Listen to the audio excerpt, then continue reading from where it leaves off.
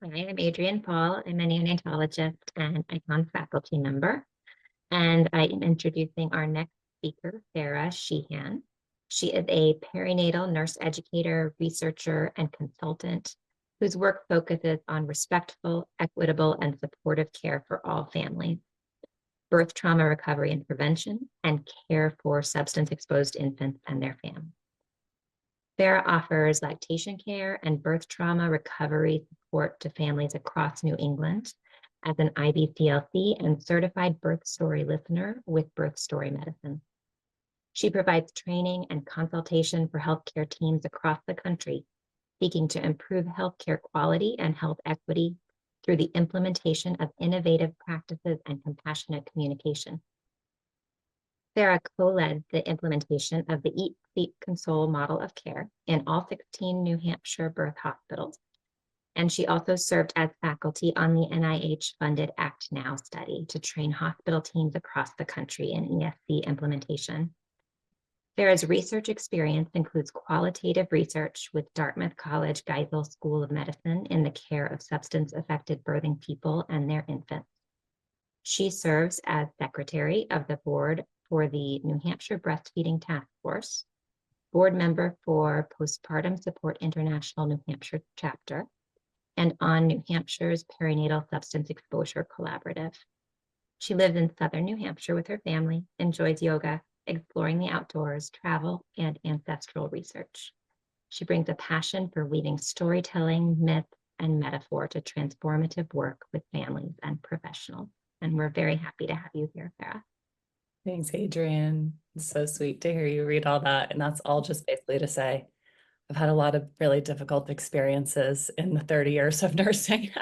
We can just sum up, like, it's really hard to do this work for all of us. We've all had so much that we've done over the years with families. And I think seeing whether we've been doing this for, a few years or close to 30 now, like me, we've all seen so much trauma, and our hearts really break, honestly, I think every day in this work. And over time, sometimes we can get a little, self-protective, right? And that can be hard to tap into the compassion that we sometimes need and our own self-care. So thanks for teeing me up, Kim, there in your last slide, that last bullet, right? Like, how do we actually tend to ourselves? And Natasha, your beautiful work, that storytelling work. This really just, I love all the connections of all the workshops today, but this really kind of flows exactly from both of those presentations. So also, I just want to share, I'm just so impressed with Vermont. I've been able to do work with perinatal quality collaboratives around the country, and just the work is so impressive that you've shared this morning, and it definitely gives me hope and inspiration that we're doing a better job every day in caring for families. Vermont also is a special place for me because I did a lot of like young child experience there. We had a home, and my mom lives there now in the Northeast Kingdom. So I'm just generally super fond of the state of Vermont. So happy to be here today. So we can go on to the next slide, which is our objectives. I don't have any financial disclosures, importantly. I will be sharing the professional quality of life survey today, but I don't, there's no financial connection there for me today or at all, but I will encourage you to use it. So our objectives for connecting in this last hour, to leave you with, is really essentially looking at everything that you've done, all this work, and how do you go into it continuing to tend to yourself and care for yourself. So some strategies in coping with the uncertainty of the landscape. We have uncertainties in many ways, right? We can't always predict what families are going to be up to. We definitely don't know politically what's happening, funding wise, what's happening oftentimes, legally what's happening, there's changes, and it can feel like very shaky ground. And so how do we continue to do the work, feel good about it, show up every day, and really tend to ourselves? And so hopefully in the course of this last hour, you'll feel like you have a few resources for that.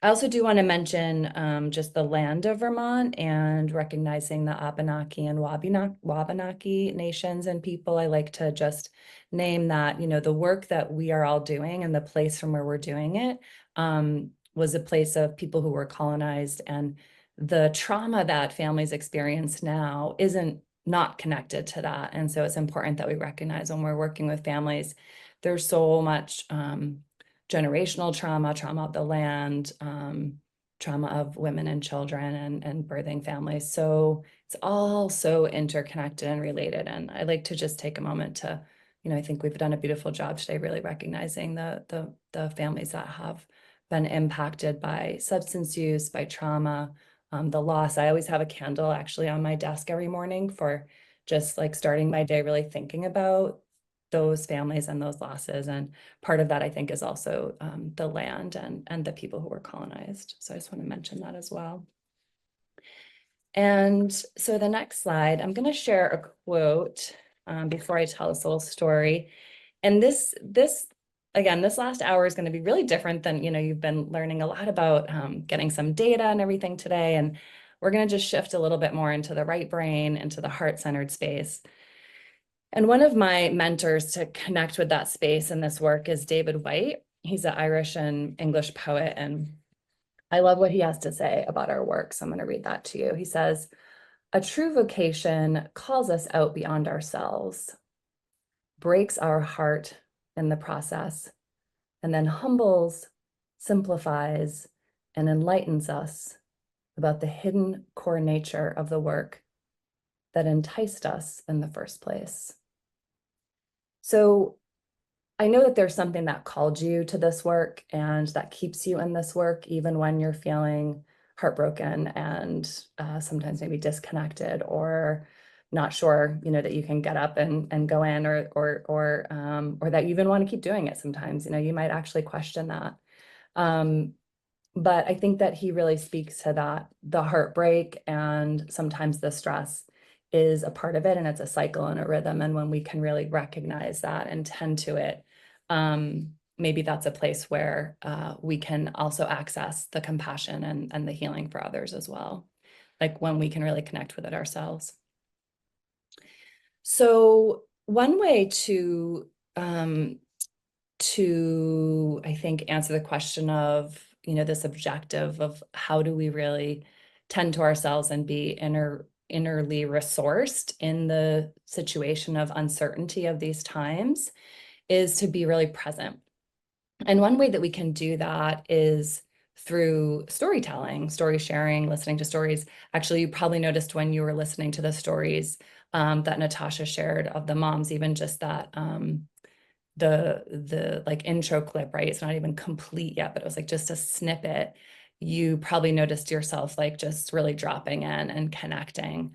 And it feels different in your body and in your brain when you're really hearing people's stories. And so storytelling and listening of all kinds actually does that for us. It actually changes our brain waves and helps us to be able to access resources, internal resources in different ways than we probably do in our everyday life. So I'm going to share a story, the starfish story. This is a really brief one that can be a great metaphor for us and something that you can use with your teams and even just with yourself. Sometimes you can do a little check-in. So, and you can actually stop screen sharing for a little bit if that's okay, Angela.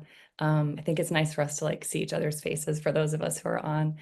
We don't always have to be, we're still like, oh, we're so good at, making sure we're like following the linear pathways of our PowerPoints. Sometimes I think it's good to just like shake it up. So the starfish story is a story of a little girl. Has anybody heard it? I would love like just maybe raise your hand or put in the chat. But so the starfish story, great. Stess, yeah. So and stories, remember, can be told in many different ways, and they're living, right? So the way I tell it might be a little different than the way that you've heard it before, and so on and so forth. And that's the beautiful thing about stories. So there was a little girl who was walking along a beach, one of those beaches, obviously, that you don't have in Vermont. So you'd have to travel a little bit to get to one of these beaches, but it's one of those beaches that is just like sand as far as the eye can see, like those dream beaches that you're just in the middle of February, like dying to get to, right? Just sand and sand and sand. And the little girl walks along the beach and she's realizing far off that there are starfish all over the rocks and the sand and, sunning themselves and just seemingly doing what starfish do, right? Looks beautiful. But as she's walking, she's realizing the tide is going out and the sun is getting higher and the sky is getting hotter and hotter and hotter. And so some of these starfish, she's like, wow, they're really drying out. She wants to make sure that they get back into the ocean. So she starts to run around collecting as many as she can and tossing them back into the sea, bringing them to the tide pools. And this old man comes walking along the beach, like old men sometimes do. Maybe he has a stick with him. And he comes upon the little girl and he's like, little girl, what are you doing? What are you doing running around throwing all these starfish back into the ocean? You will never, ever, ever, ever be able to save all the starfish. You are wasting your time. You should just be off playing. What are you doing? And she looks around, she looks at him, she looks at all the starfish, and she runs up to another one and she picks it up in her hands and she brings it to him and she says, but I can save this one. And she runs into the ocean and she drops it into the water. And so that's the starfish story. And one of the things that I love to ask in workshops and for us to kind of just, take in with that story is we oftentimes can connect with the little girl. At least I know a lot of nurses that can connect with the little girl, right? They go into this field like being that little girl, like, I'm gonna, they have so much hope and so much energy, right? And we all probably have mentored young people going into healthcare in one way or another, or social services. They just have it's exuding from them, right? And you remember that that moment when you finished school or when you got the call to do this work. And we need that in our world. We need those ones. And we also have the ones who are like, I'm not really sure if it's going to work that way, or would they get a little jaded? And sometimes we have that one in us. And so we sometimes connect with both of those. But also, it's important to remember that sometimes we're actually the starfish. Sometimes we're the one. We need somebody to pick us up and bring us back to some nourishment, to kind of hold us and say, I'm going to help you. Things are going to be okay. And sometimes also, and I hope that this is where most of us, can move to in our work, is we can be the ocean, actually. We can be the one who is receiving, right? Who is almost a returning home to those who are needing help, or to those who are, joyously gathering up and returning, and being the helpers, and even to the ones who are, I'm not really sure, how this is going to work. So I think that that's one place that we can start to just reflect. And so what I'd like you to do for a moment is think to yourself and write down on, a paper that you have nearby, or type it into your phone, or put it into the chat. What initially called you to this work? What are you here for? Do you have a purposeful mantra? Was it, it might even be a personal story. Like when I was 5 years old, my mom had a baby and I decided I was going to be a nurse, something like that, right? Or was that you really felt called to work with a particular population? Like what really calls you to this work? What keeps you in this work? And what's one thing you would like to be different about this work? So just take a moment to reflect on those three questions. What called you to this work? What keeps you in this work? And what's one thing that you'd really like to be different? And I'll just type those in the chat. Oh, thank you so much, Julie. You're the best. I so appreciate you. Yeah, so just take a moment, give yourself, we so rarely give ourselves time to just reflect. We are always learning, we're always improving, we're always doing better. But it's okay to take 5 minutes, 2 minutes even, right now, and just write down. Even choose one of these.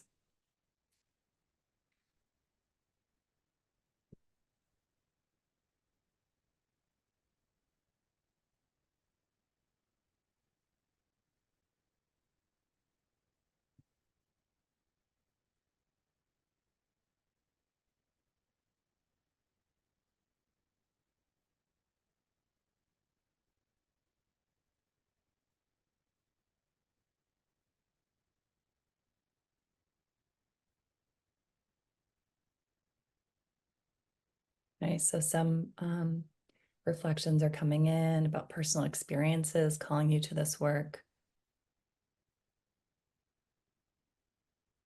Most of us can point to a moment when the call came,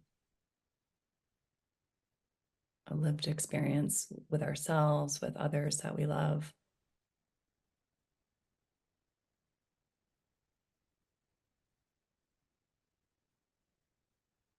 Yeah, personal loss, Jennifer.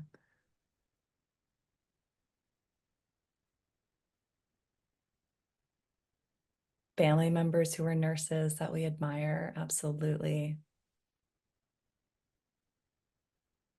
You know, and there's some good research on nurses in particular that there's a very high percentage of people in that field. I know more about that because that's my particular profession, but that have personal like family history with substance use, with addiction, like higher than the general population. If you look at the overall population and you look at nurses, there's a higher rate of nurses that have grown up in families with addiction. So we learn from a very early age generally how to be caretakers, right? How to be compassionate, how to keep the peace often.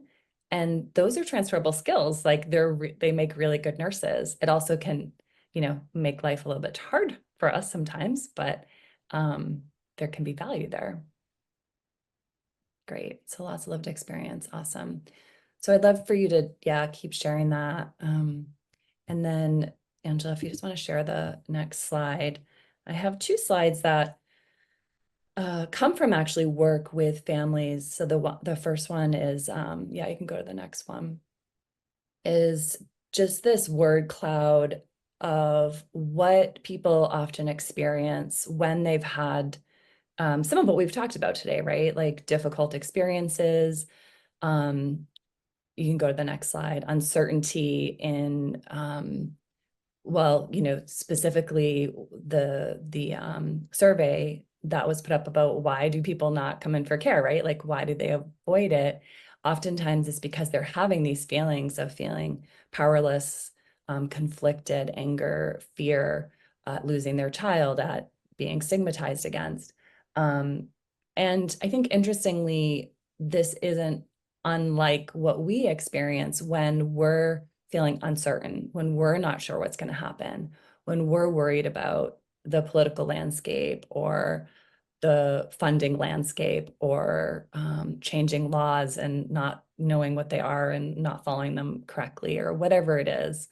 And then the next slide is a word cloud of what families experience when, sorry, that's a little fuzzy, when they've had somebody to really listen to them, right? To really tend to them, to hear their story, to actually do the work that Natasha's doing. Like for those moms to be able to share that, I bet if you ask them how they're feeling after, right? This is some of the feedback that you're going to get. And same for healthcare workers, right? Same for people in social services, same for all of us that are doing this work is when we feel connected, when we feel supported, we'll move into this space. And so that's the goal for us, is to not have those other feelings, but to be aware of them and see where we can connect with them. Next slide. So in preparing for today and just kind of learning about what everybody was going to be learning about in the whole, you know, few hours this morning, the conversations that I had with some of the planners, this is what we really were sort of brainstorming around, honestly, just like what is causing this feeling of uncertainty and powerlessness. And, you know, it made me think about like, what are the synonyms of uncertain? You know, it's when we don't know what's going to happen. It's when we're unsure. It's when things are unpredictable. And yeah, like the world that we're living in right now is so unpredictable, and how a family is going to respond, and if they're going to come back for care after they have their baby, and if they're going to follow through with their family care plan. Like there's so much that's unpredictable. And so that can lead to these feelings of mistrust, both from the provider to the patient, but also the patient to the provider and to the system, which ultimately can lead to feeling powerless, and we're going to talk a little bit more about compassion fatigue and burnout. There's silos of care, which Kayla talked about, and I think Michelle talked about earlier, right? That these silos sometimes are places where we can, where families can fall through the cracks, and then we're worried about them. Did we made the referral, but did it actually happen? Was there really follow through? And then of course we know that there's negative outcomes for families. There's maternal mortality, there's separation. We saw the rates on DCYF involvement today, or Child Protective Services, which I'm so impressed by the work in Vermont, and those rates of custody coming down, appropriately. But we still struggle with all of this. And so there's heartbreak, there's uncertainty, there's powerlessness. And so that leads us to vulnerability. And another quote that I'm going to read you from David White, because I think this is also a key piece, is just understanding our own vulnerability. And he says, vulnerability is not a weakness, a passing indisposition, or something we can arrange to do without. Vulnerability is not a choice. Vulnerability is the underlying, ever-present, an abiding undercurrent of our natural state. It's always there, right? To run from vulnerability is to run from the essence of our nature. The attempt to be invulnerable is the vain attempt to become something we are not, and most especially to close off our understanding of the grief of others. And so I think, again, I'll point to, Natasha's presentation and the stories of the moms. When so much of us wrote in the chat, like hearts and love and, oh my gosh, tears. And when we can feel that vulnerability, that's when we can connect with what families really need: love, compassion, understanding, honesty, even if it's really tough honesty, right? But we have to be able to connect with that in order to speak to it, in order to hear it, and then in order to help and do something about it, in order to actually go and collect the starfish and help her, get back to the ocean, right? We have to see the vulnerability. We have to see that bright sun baking her, and not just be turn away and say, I can't, I'm so tired. So connecting to our vulnerability. So next slide. Some of you may be familiar with Brene Brown. She is a great social scientist, I suppose, right, of our time. She has many awesome books and TED Talks, and you can Google her and find out all kinds of cool things. But this is one of my most favorite resources that she has out there, which is The Anatomy of Trust. I think this is so valuable for us when we're asking that question. How do we cope with uncertainty in difficult times? It really comes to this place of being vulnerable, and then learning how to trust in that vulnerability, in that uncertainty, in not being sure, in feeling like we might get it wrong, or, we're worried about an outcome or something. And so you can, read through these. I think they're all important for us in healthcare. I think the first couple we generally tend to do pretty well. Accountability, vault, like it's been drilled into us to be respectful of people's stories, confidentiality. I think most people in this world are pretty reliable, right? We do what we say we're going to do, we follow through. But where we sometimes can have a hard time is in the integrity piece, aligning our values and behavior and choosing that courage over comfort.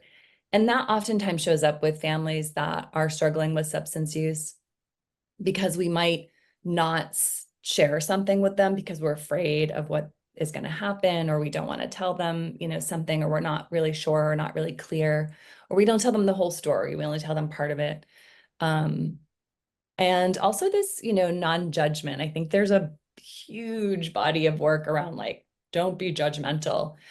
But it's so conflicting with healthcare because we have to judge. It's actually a thing that we have to do, right? Like, we actually have to make a judgment. It's how we're trained in this work, whether it's social services, mental health, clinical, we actually, judging is the thing that we have to do in order to help people. be well. And so what I like to say is not to not judge, but to judge with compassion. How are we judging this situation with compassion? How are we making an assessment of it with compassion? And then also I think generosity, like just really assuming positive intention. Sometimes we can have a hard time with that. And again, listening to personal stories is something that can really help us with that. I just want to pause there and see if anybody has any thoughts to offer on Brene Brown's work, or anything that, any reflections, or anyone that has used this, or yeah, just want to give them a little space there for that, because I think it's such a, or for somebody maybe who hasn't seen this before is like, wow, this is really helpful.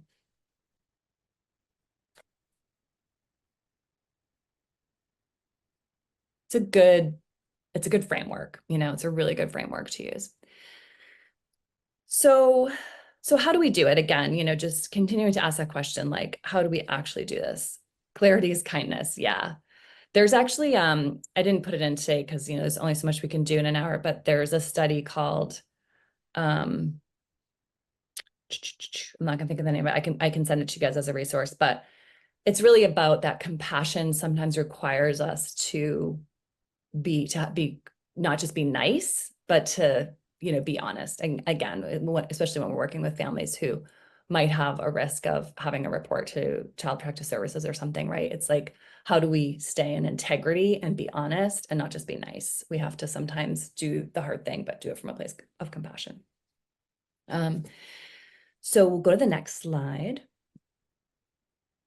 So what is compassion? So what we're going to do here is, I'm going to have Angela put this link in the chat, and I'm going to share a few slides before we actually do this, but just so that it's ready to go, she can put it in the chat.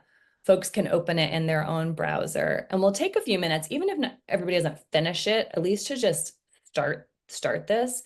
So this is professionalqualityoflife.org.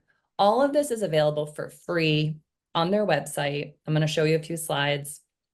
It's really a self-assessment tool to see, like, where am I at with my own compassion, fatigue, and satisfaction. I'm going to read you a quote, not a quote, a definition of compassion from Pema Chodron, who's another mentor that I use. She's a Buddhist nun, and I just love her books and teachings.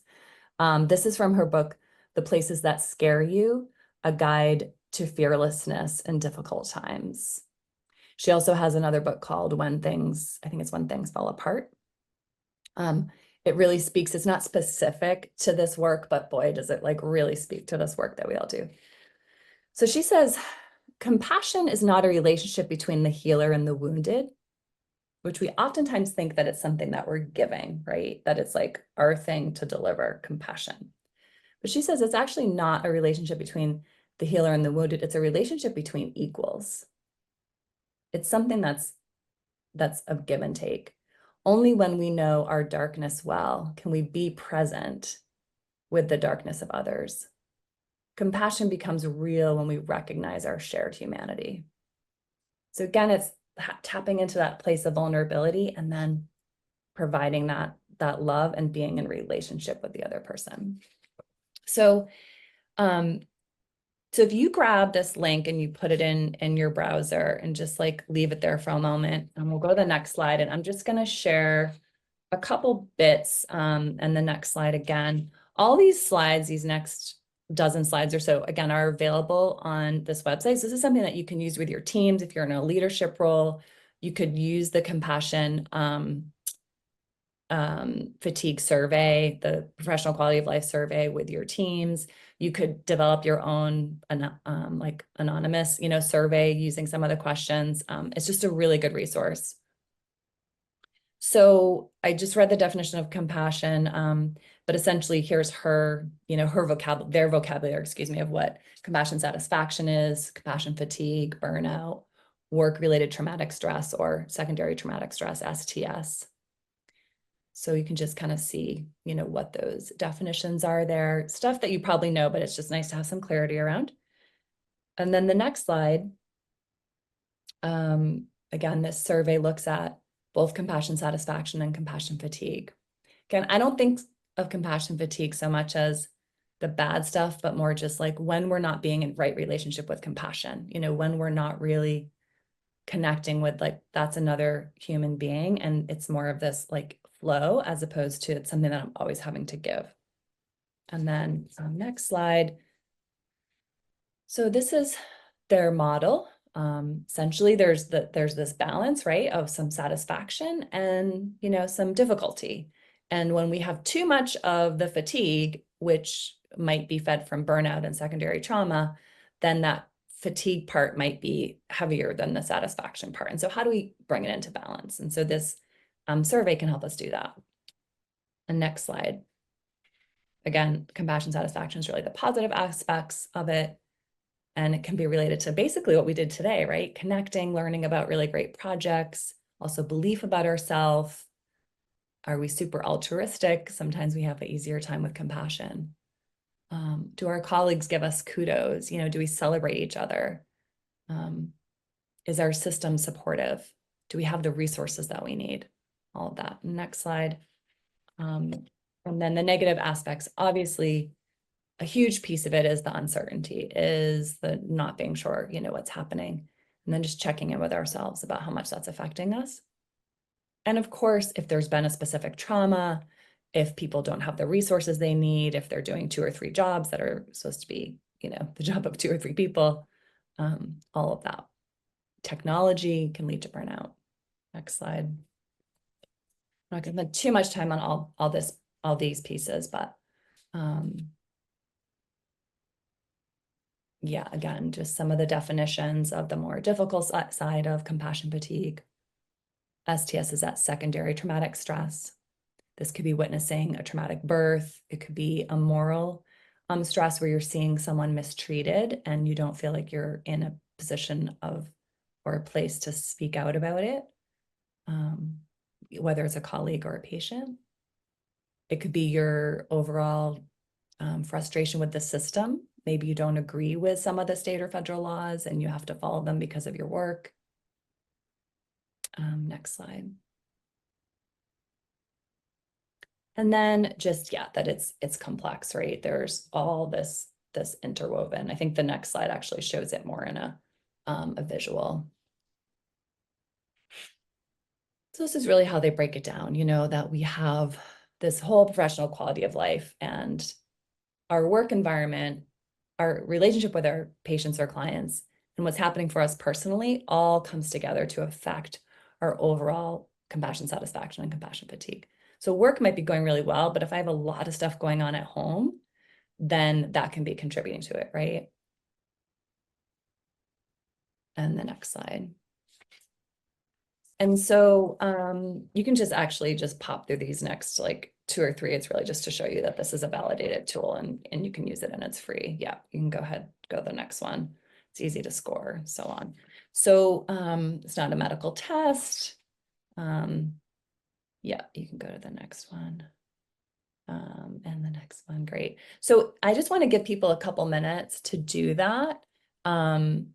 So why don't we, it's in the chat, right? The link, maybe we'll just put it in one more time. Oh, because people have been. Oh, great. Okay, yeah. So just more people are putting in, great. So yeah, so just put that in one more time. And if you go to the slide that says resiliency planning, we'll just leave it on that. Perfect. And so this is one of the ways, again, that we can assess our own, where we're at with our own uncertainty, really, our own, all these complexities that we're working with, that we're experiencing. So take a few minutes and actually you can stop share again, Angela. We don't really need the slide on. And just kind of open it up. We probably won't even, I'm not going to have people even like get all the way to the end with scoring and everything, but I just want folks to open it, look at it, know that it's there, and maybe even like just, start to answer a couple of the questions to see what it's like. what the value is, and even just self-assessment, right? Like, oh, wow. Because honestly, I did mine recently. I've done it a couple of times, and I am like not in good shape when it, when it comes to my compassion fatigue. And I know for me, there's been a lot of personal things since COVID, just with family stuff. And I think in addition to the work stuff, like that has really contributed. Um, yeah. So just going to give a moment for folks to look at that. Has anybody used this in their workplace, personally or professionally? No, not yet.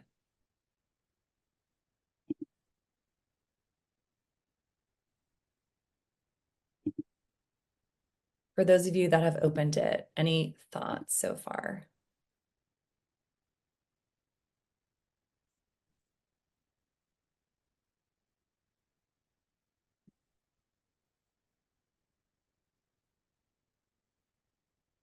And yeah, you can put in your email too, so that you can get like PDF results.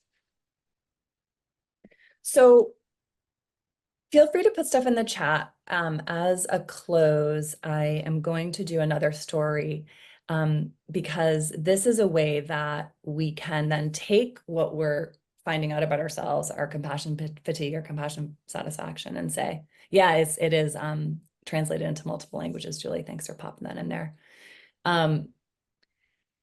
So what do we really need?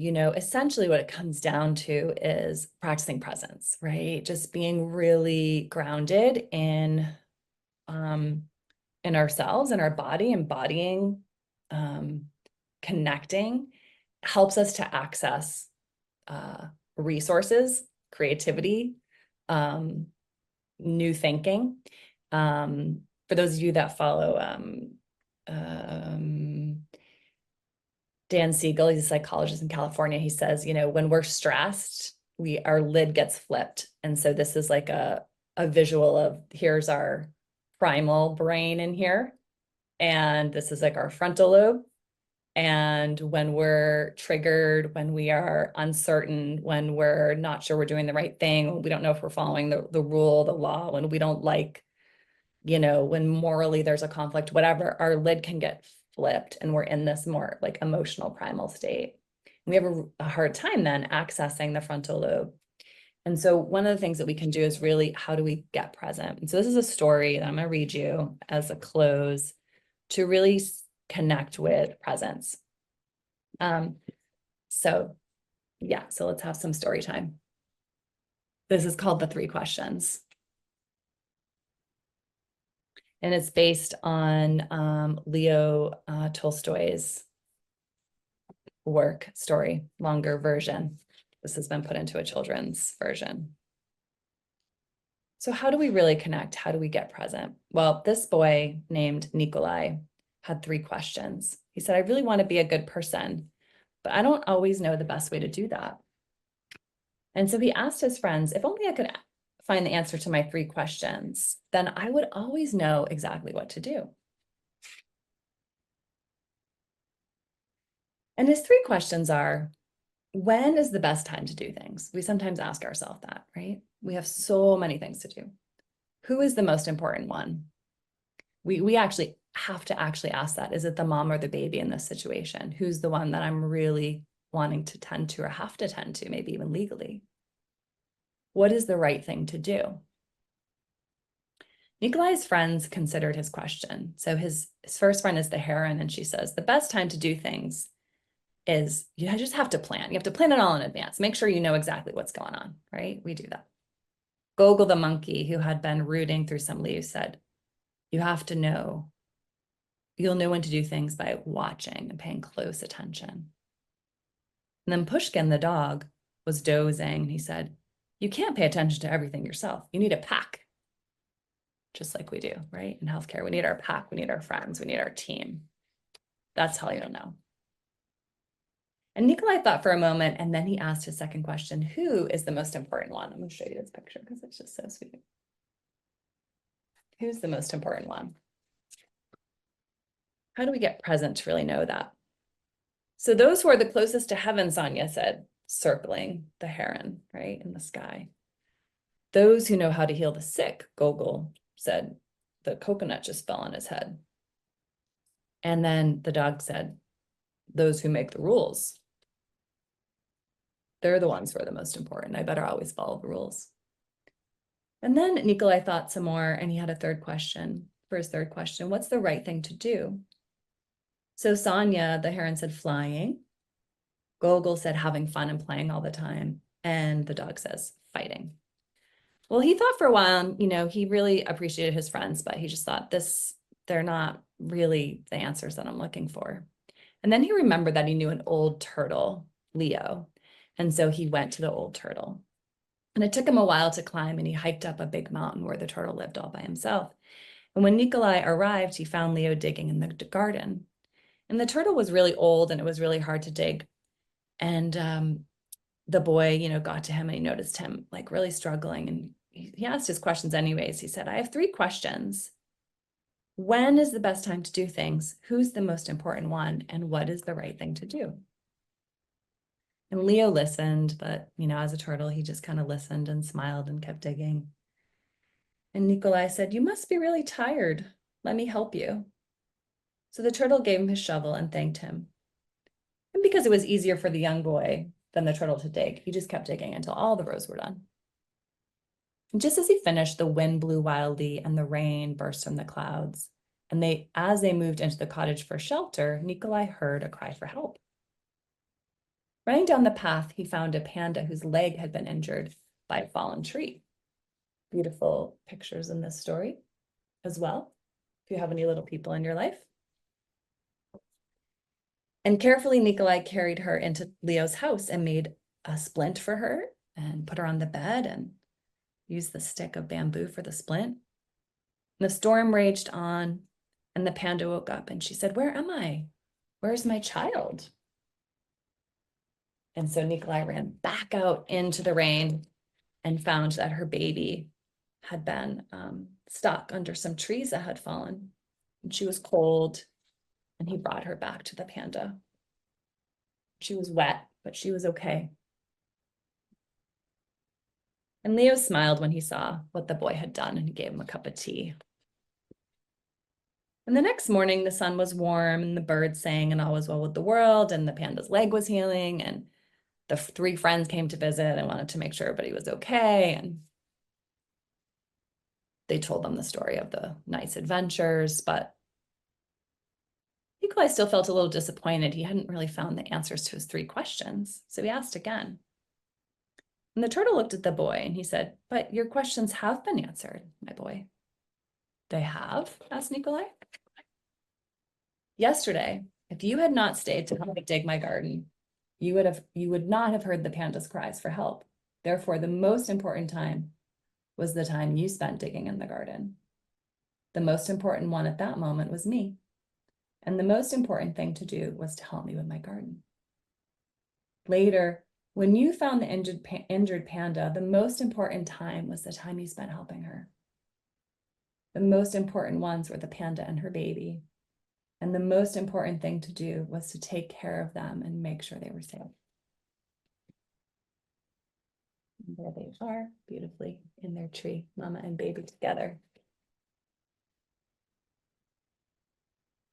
Remember then that there is only one important time, and the time is now.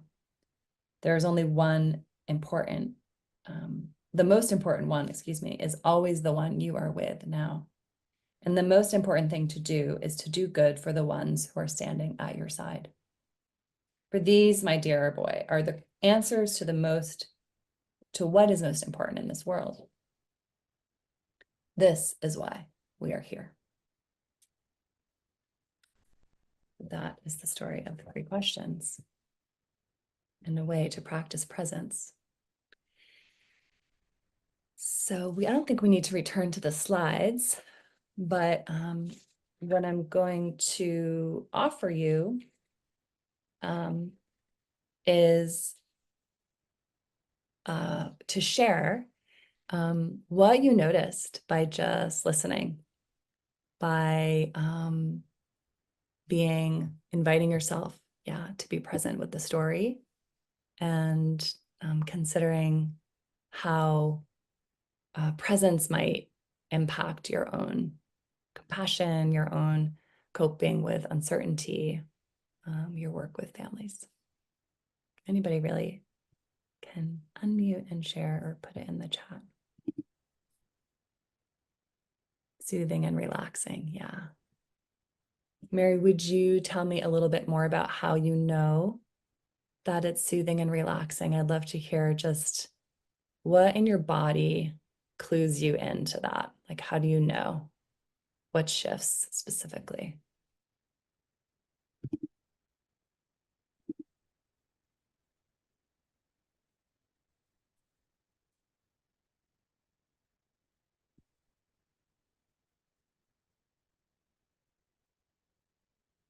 Antidote to taking that survey. That's right, Katie.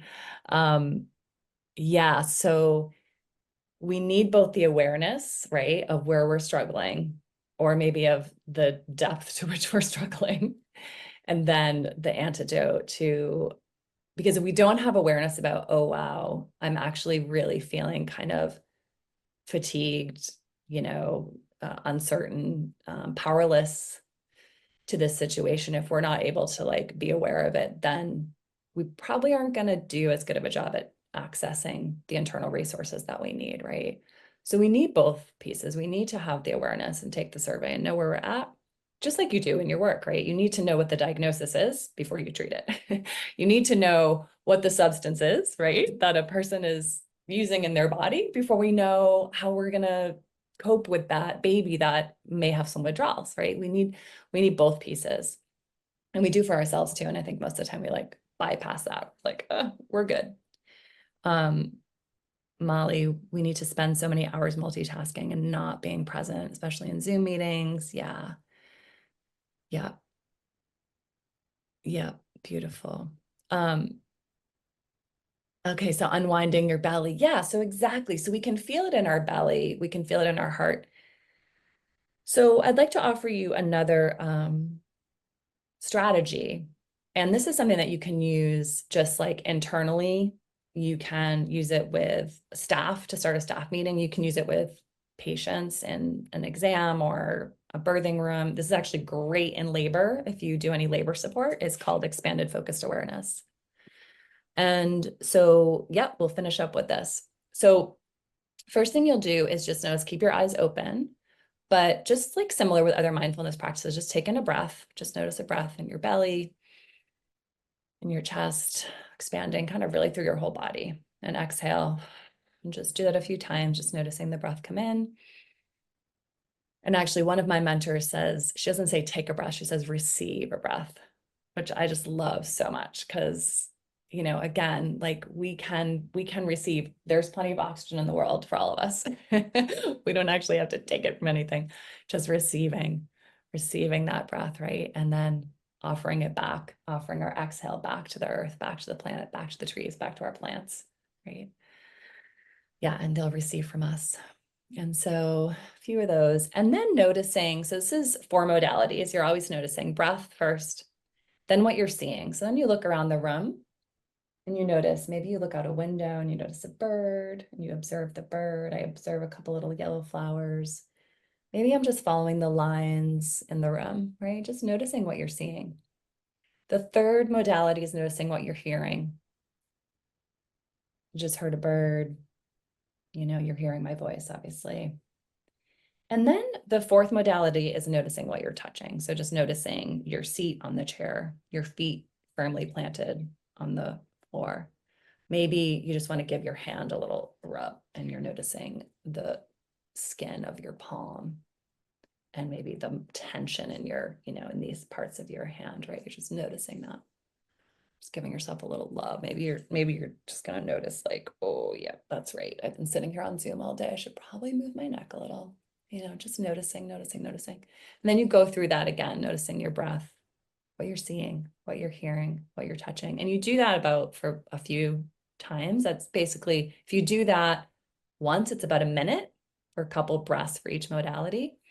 So it's great for contractions because if you do them all once, you're through a contraction usually. And so that's a really great way to practice presence. So I'll leave you with that. Couple nuggets there. Hopefully, those are some strategies you can bring into your work, into your leadership role. Remember that storytelling is medicine.